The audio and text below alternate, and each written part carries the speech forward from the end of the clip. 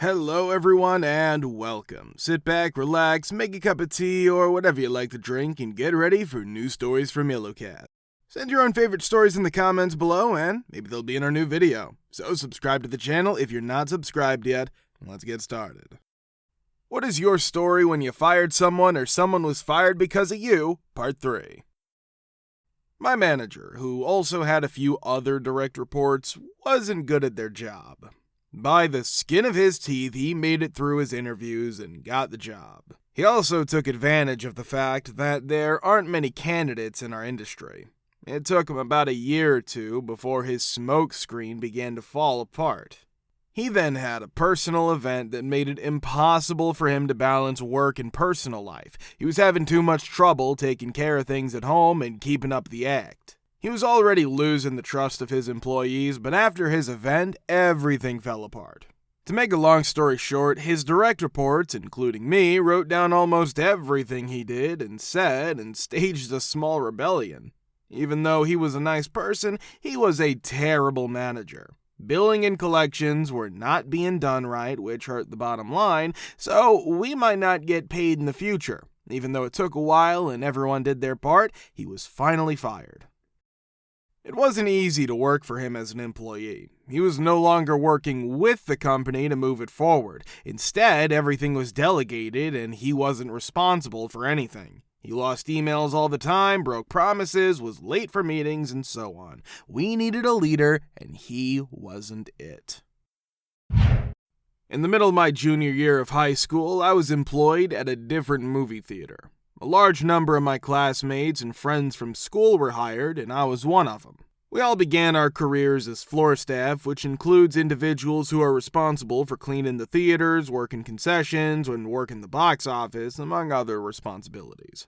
Generally speaking, juniors in high school who are working for minimum wage don't really care about their jobs when it comes to their jobs. My friends were all under my supervision because I was promoted to the position of chief of staff for some reason. We would still spend a lot of time playing games with water bottles and popcorn bags, getting high during breaks, and doing other things that are typical, as you probably already know. We were able to complete all the work without any problems, and no one even questioned our abilities. It just so happened that one of my friends who worked there was a giant. For a period of time, I played football. To make a joke, we referred to him as an ogre. We were able to spend the entire day looking at a large display for the movie Shrek, which was about to be released soon. Due to the fact that he resembled Shrek quite a bit, he was given the name Shrek from that point on. It was extremely difficult for Shrek to use the registers in the concession stands because they were touchscreens that were either from the middle of the 1990s or something similar. In order to get used to them, you had to get used to the fact that almost all of them were broken and misaligned. His enormous fingers simply would not work, and this was a source of a great deal of frustration for him. On a particular day, he became so enraged that he simply punched the screen. Now, if it had been just you or me punching it, this wouldn't have done much of anything, but on the other hand, he shattered the screen and busted the thing right off its stand. I was blessed with the opportunity to eat lunch with management on the day that all of this occurred, which means that I was sent to get lunch and allowed to eat in their conference room. All of this was captured on film. Therefore, for the sake of amusement, they decided to review the footage of what had occurred. Shrek is seen in the video making an attempt to add an item to the order sheet. The situation is a mess, and you can see that he's frustrated. Therefore, he's attempting to fix it, and that causes a problem. Now that he's fixing a second problem, it occurs once more that it is messed up. After that, he simply punches the screen in a very casual manner, something that's similar to how you might punch your friend in the arm when he makes a joke that's funny at your expense or something like that. The screen falls to the ground, and he makes an effort to pick it up and place it back on the object that is the kiosk. He then proceeds to look around and gives the monitor a pet as if he were trying to nurse it back to health. The entire time, the customer is just completely taken aback. I was aware that there was nothing I could do to protect my friend's employment. On the other hand, repeatedly watching the video clip while I was on my lunch break was a hilarious experience. I worked with him at another job after that, but I quit before he ever caused too much trouble to be fired. There was a company where I worked in sales. This particular manager was, in all intents and purposes, my worst enemy. Ahead of the S-storm that hit information technology, she was the gatekeeper of the database and the first line of defense against the stupidity of our customer service and sales departments. I will readily admit that I was not very good at the system. However, when I'm called out on something that I'm not very good at, I overcorrect and end up becoming an expert in that area. I've been called in to work on a significant project, which is the launch of a new product line. Since I'm now familiar with the system, I have also been given the opportunity to work with a manager who we will refer to as Sue. For the most part, each new product will be a tier of the most significant new product, and in our database, the structure of the sale needs to be done in a particular way. Otherwise, the entire thing will be a complete and utter failure. Both the design and the testing of the structure were completed by me. After that, it was handed over to Sue, who was responsible for developing the training materials and scheduling training for the entire CS and S department. During the first day of training, 1/3 of our staff is present, and among them is a friend of mine whom I had previously discussed the structure of my sales process with. It was after he had completed his training that he came to me.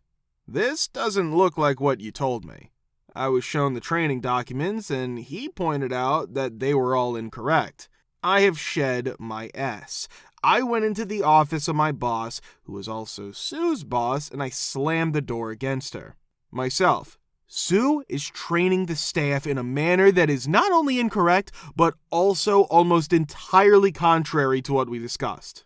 Now, Shibby Bear, perhaps this is just a misunderstanding, according to the boss. Consequently, I proceed to dissect the procedure that I had designed, and after the boss confirmed that I was correct in her assessment, I proceeded to present her with the training documents.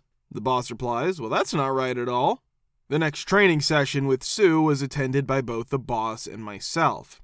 After 5 minutes, I had had enough of her nonsense and began correcting her whenever I had the opportunity to do so. She did not back down, even when the boss told her that she was completely wrong and that I was right. She then proceeded to tell the people who attended the second training session to only listen to her because she was the one who wrote it and she was correct. After training 2, the boss immediately makes his way to human resources. Returns after an hour has passed. I'm told to write entirely new training material that's correct and have it ready by tomorrow. Tomorrow comes. Sue comes in and is immediately S-canned. In the span of a single month, I have not only retrained the entire staff, but also taken over her position, her office, and her generous salary. Do you have any wild and wacky HOA stories to share? Part 3. I never imagined myself in this role, but I'm the one who asked the 75-year-old HOA board members for help. That being said, I believe I was very understanding and accommodating, but I was pushed too far. However, you might still be the a-hole if you call the HOA at any point. In February or March, my neighbors first set up a bounce house in their backyard. When the kids would start bouncing around 4:30 or 5 a.m., I could definitely hear it even though I couldn't see it. The children really appeared to wake up early and their parents would send them outside to sleep. However, it was really loud. After a courteous exchange, the parents told me the bounce house was only there for a short while. I tolerated it for almost 3 weeks, almost every day, until I clarified that I was being woken up as I was going to sleep because I work nights. To their credit, they stopped jumping early in the morning, and things were good until 3 weeks ago when their backyard was suddenly invaded by a massive bounce house. It was so tall, at least 25 feet, that it totally obscured my view of the mountains. From the top, I could see the kids could see right into my bedroom window. Regretfully, I had to switch shifts at this time, so the kids stayed up until 11 or 12 or even 1 a.m. on some nights, and I had to wake up at 4:30, until I realized that hundreds of gallons of water had likely flown under our shared fence. I had no idea it was also a water slide. The father basically told me, "We were courteous enough to adjust our schedule for you the first time, and this is our backyard. F you." So I went over and spoke with them. After that, I realized that something needed to be done because, aside from the sleep problem, my house might get damaged. After I called the HOA, I found out that despite the way the machine operates, my neighbor had been summoned before the board, had been fined roughly $1,000 for breaking the covenant, and had also been told to pay for repairs to our shared fence. With the exception of a few ill looks from the neighbor, I thought everything was fine. However, my entire family and circle of friends are calling me a loser for attending the HOA. Though opinions differ, generally speaking, I'm now the grumpy neighbor spoiling the fun for the kids. They would have popped the slide eventually, and it would have taken care of itself if I had just gotten some noise-canceling headphones and ignored it. I suppose the idea is that by letting a bunch of busybodies have too much time and undue power, I got away with tabbing and got my way. When I was younger, I worked as a lifeguard, and I was assigned to a number of different types of neighborhoods. One of them was the neighborhood in which I grew up, and as a result, I knew almost everyone there, including the people who served on the HOA board. Up until that point that I started working as a lifeguard, they didn't really appear to be that bad.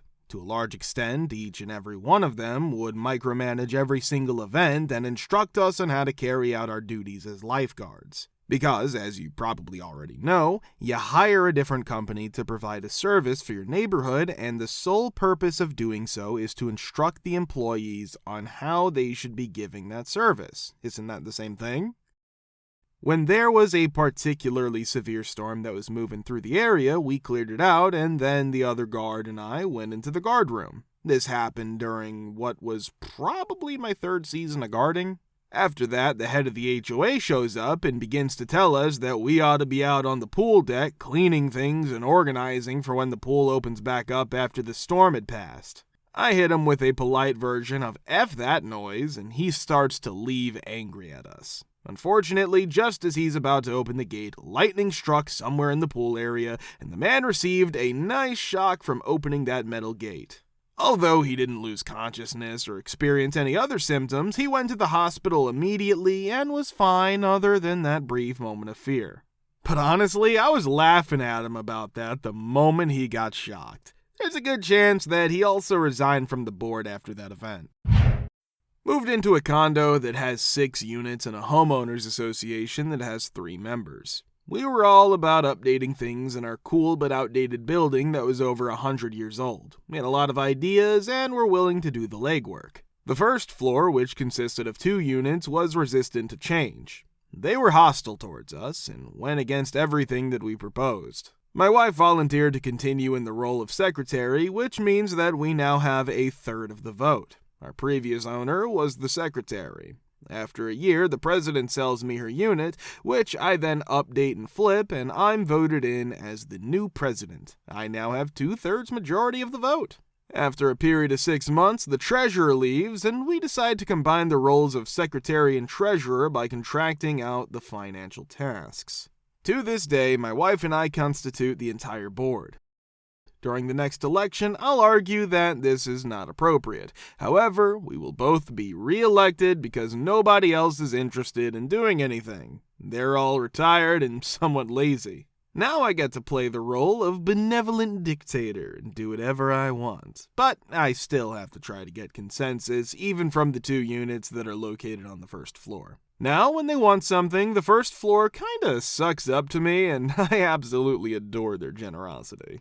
The first floor and their D-ish attitude when we first moved in is something I can't forget, despite the fact that I make a serious effort not to abuse the power that I have.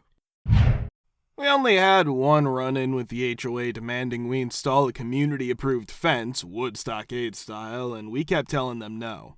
They threatened us verbally and in writing with various legal actions, but we were unfazed. After about 3 to 4 months, they eventually arrived with a fence installation company and began excavating my yard. They would install the fence and send us an invoice. The funny thing about this is that our house was not part of the HOA, so they had no control over what we could do. Once the holes were dug, we contacted the police, who took all of their arrests on charges of terrorist threats, vandalism, etc. Presently, the fence installation crew and every member of the HOA have criminal histories. For conspiring to commit extortion and fraud or something similar, 3 of the HOA members served more than a year in prison. We made sure the buyers knew that our property was not part of the HOA when we sold, and we made use of the holes to install a chain link fence. If you want to watch the part 2, click the link here. Thank you for subscribing, the likes, and comments. We're very happy to see you all in the comments too. Thanks for support.